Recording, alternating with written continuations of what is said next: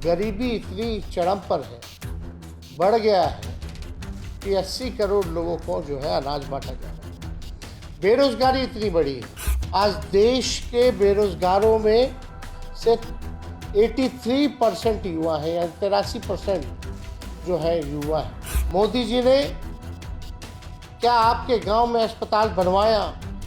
क्या स्कूलें अपग्रेड की? क्या आपके जिला के क्षेत्र में उद्योग लगाया? क्या 10 वर्षों में निवेश बिहार में आया? क्या 10 वर्षों में जितना निवेश और विकास गुजरात में हुआ है, क्या उतना बिहार में हुआ है? मोदी जी ने क्या वादा किया था पिछले बार कि 2022 तक जो है किसान भाइयों का आय दुगना कर देंगे। क्या आय दुगुना हुआ किसानों का? किसान जो है आंदोलन कर रहे हैं, लेकिन मोदी जी के पास समय नहीं है उनसे बात करने की। मोदी जी ने कहा था जिसका घर नहीं उसको पक्का मकान देंगे 2022 तक। क्या उन गरीबों को क्या पक्का मकान मिला? ये सवाल पूछे। मोदी जी ने कहा था स्मार्ट सिटी जो है वो बनाने का काम करेंगे। क्या आपका पटना या बिहार में जो चुने गए थे स्मार्ट सिटी के नाम पर, क्या वो शहर स्मार्ट बने? महंगाई बढ़ी या घटी, ये विचार कीजिए। बेरोजगारी कम हुई कि बढ़ी, ये विचार कीजिए। गरीबी बढ़ी कि घटी, ये आप लोग सोचिए। अग्निवीर का क्या हुआ? जब तक गांव का, आपके गांव का विकास नहीं होगा, जब तक आपके प्रखंड का विकास नहीं होगा, जब तक आपके जिले का विकास नहीं होगा, जब तक आपके प्रदेश का विकास नहीं होगा, तब तक देश का विकास नहीं हो सकता। झूठ अफवाह फैलाते हैं, भाई को भाई से लड़ाते हैं, धर्म को धर्म से लड़ाते हैं। इनका केवल एक ही एजेंडा है कि बिना काम किए हुए समाज को बांटो, लड़ाओ, नफरत पैदा करो ताकि उनका काम निकल जाए। आप सभी लोगों को नमस्कार। और आज आप लोगों के बीच फिर से फेसबुक लाइव के ज़रिए आपसे अपने विचार को रखने का काम करेंगे और सभी फेसबुक साथियों को कहेंगे कि आज के जो मुद्दे हैं बहुत ही महत्वपूर्ण मुद्दे हैं, जिसको आप सब लोग सुनिए, समझिए और निर्णय लीजिए। देश एक खतरनाक मोड़ पर और निर्णायक मोड़ पर है।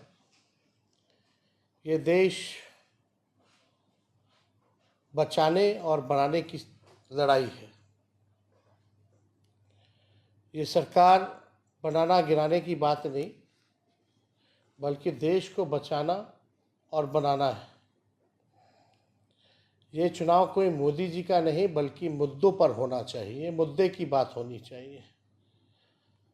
जिस प्रकार से लगातार मोदी जी जांच एजेंसियों का दुरुपयोग करके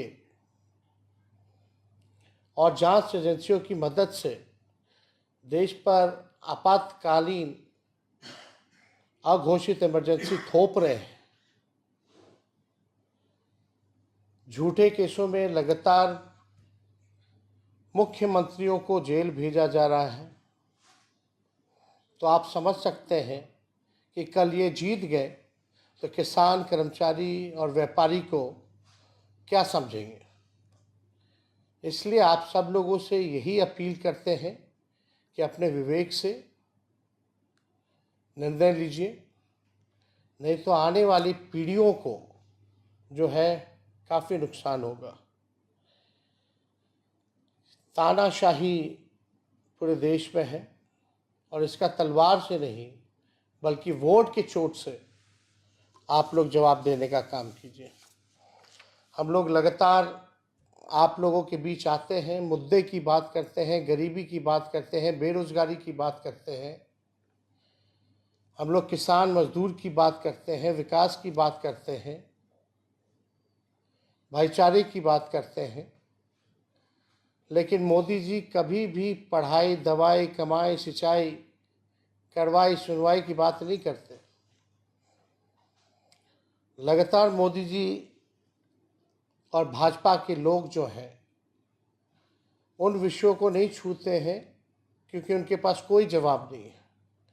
वो लगातार इधर उधर की बातें करेंगे, हम लोगों को गालियां दिया जाएगा। उसके अलावा 2014 से अब तक उन्होंने कुछ नहीं किया। आज हम लोग आपके बीच में कुछ आंकड़े भी रखेंगे बेरोजगारी को लेकर के।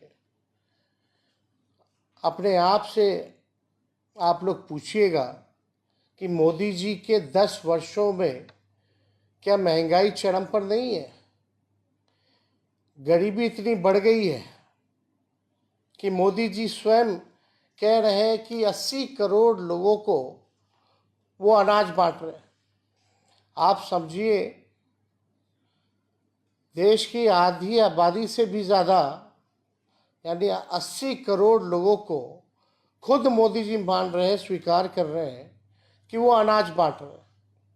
हालांकि मोदी जी के समय से अनाज बांटने की शुरुआत नहीं हुई है, ये तो कांग्रेस के ज़माने से ही अनाज लोगों को बांटा गया।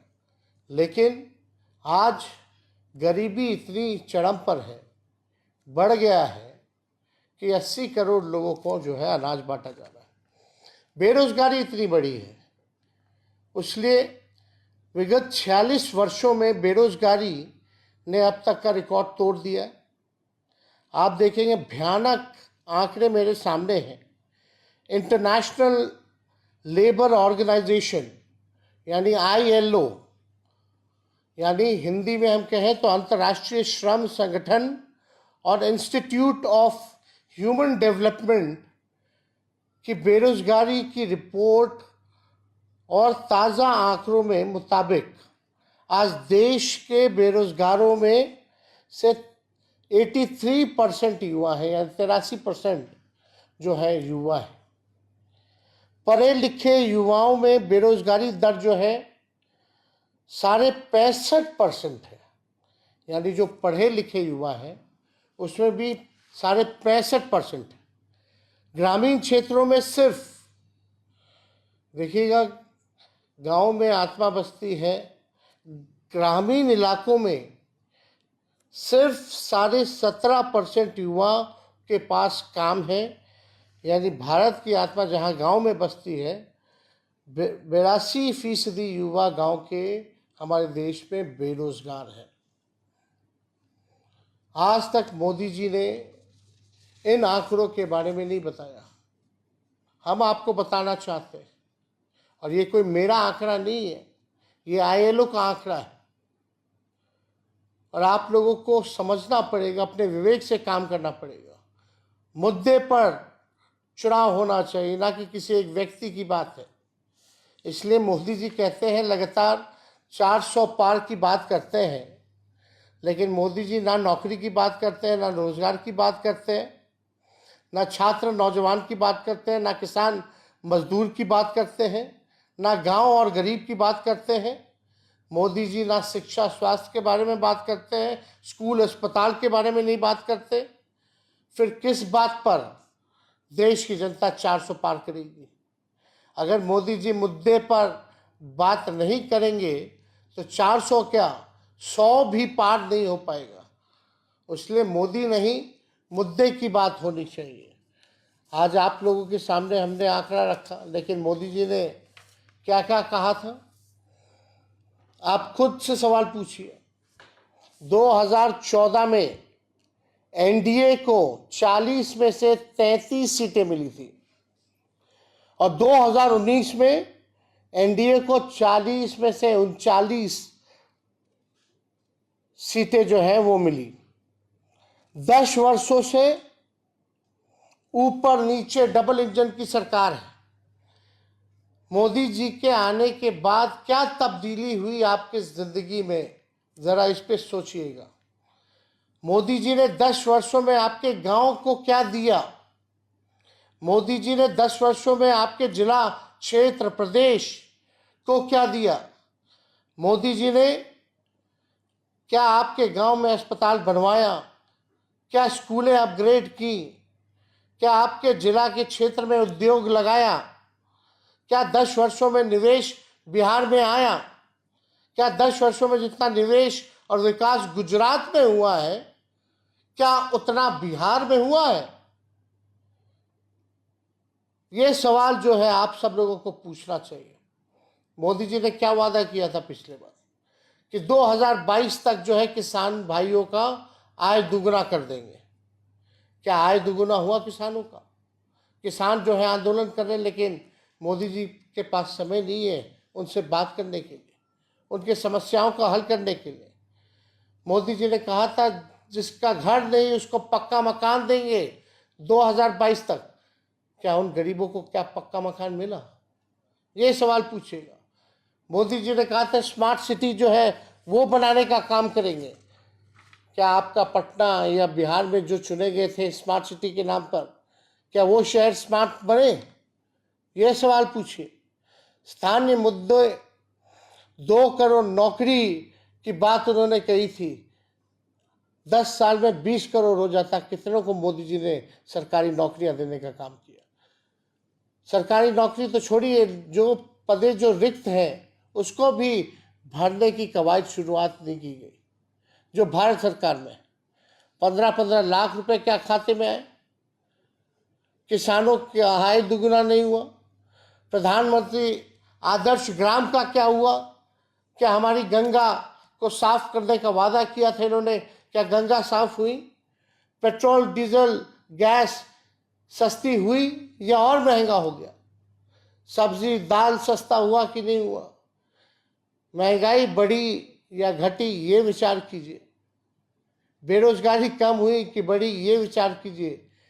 गरीबी बढ़ी कि घटी ये आप लोग सोचिए। अग्निवीर का क्या हुआ? अग्निवीर में जो सेना रेलवे में सबसे ज़्यादा बहालियां मिलती थी उसको जो है निजीकरण जो है कर दिया गया। 4 साल के कॉन्ट्रैक्ट पे दे दिया गया। नोटबंदी से किसका फायदा हुआ? ये जो है आप लोग बताइए और सोचिए। बोलते हैं देश का चुनाव है, हम बताना चाहते हैं जब तक गांव का आपके गांव का विकास नहीं होगा, जब तक आपके प्रखंड का विकास नहीं होगा, जब तक आपके जिले का विकास नहीं होगा, जब तक आपके प्रदेश का विकास नहीं होगा, तब तक देश का विकास नहीं हो सकता। इसलिए इन सारी बातों को हमने आपके समक्ष रखा है और आप लोग सोच विचार करके वोट देने का काम कीजिएगा। जो लोग बड़ी बड़ी बातें करते हैं, झूठ अफवाह फैलाते हैं, भाई को भाई से लड़ाते हैं, धर्म को धर्म से लड़ाते हैं, इनका केवल एक ही एजेंडा है कि बिना काम किए हुए समाज को बांटो, लड़ाओ, नफरत पैदा करो ताकि उनका काम निकल जाए। लेकिन आप सब लोग, बिहार के लोगों से अपील है, आप सब होशियार लोग हो, सामाजिक राजनीतिक तौर पर आप लोग काफ़ी मजबूत हैं, इनके छलावे में नहीं आना है। इन्हीं चंद शब्दों के साथ आप सब लोगों का फेसबुक पे हम स्वागत करते हैं और आप लोगों का धन्यवाद करते हैं। फिर बीच बीच में आप लोगों के बीच आकर के अपनी बात को हम रखेंगे। आप सब लोगों को बहुत बहुत धन्यवाद आज जुड़ने के लिए। जय हिंद, जय बिहार।